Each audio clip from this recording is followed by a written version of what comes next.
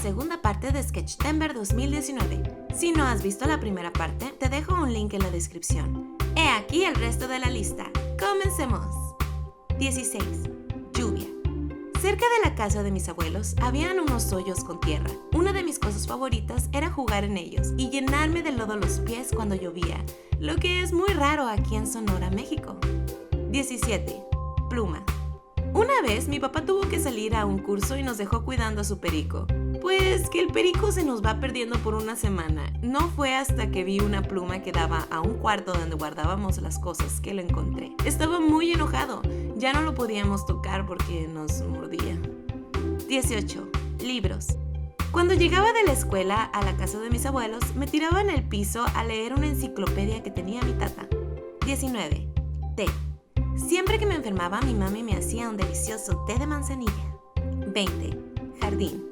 Si íbamos caminando y pasábamos por un jardín con plantas bonitas, mi nana se las robaba para plantarlas en su casa y yo odiaba hacer eso, pero uno no le puede decir no a la nana. O adiós hotcakes.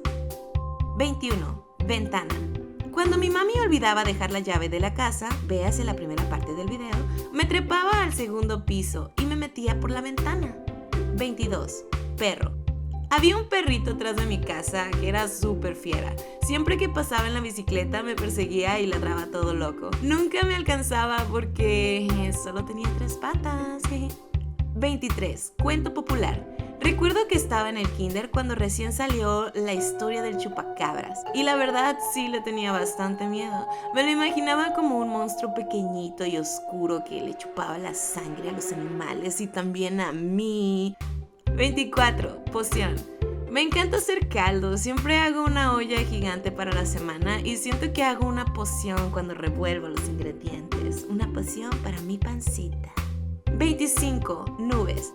Al llover, a mí me asustaba mucho cuando tronaban las nubes y recuerdo que mi mamá me calmaba diciendo que ese sonido era Dios tocando tambores en el cielo. Solía imaginarlo entre las nubes y eso me tranquilizaba mucho. 26. Corona. Tengo una amiga, Yvette Roldán, que pinta súper genialoso y le gusta ponerle coronas a las cosas. Chequen su Instagram en la descripción, pondré el link. 27. Hongos. Me gustaba ir a buscar hongos en otoño camino al trabajo. Recuerdo que encontré muchos en un círculo una vez y se me hicieron tan tiernos. 28. Máscara.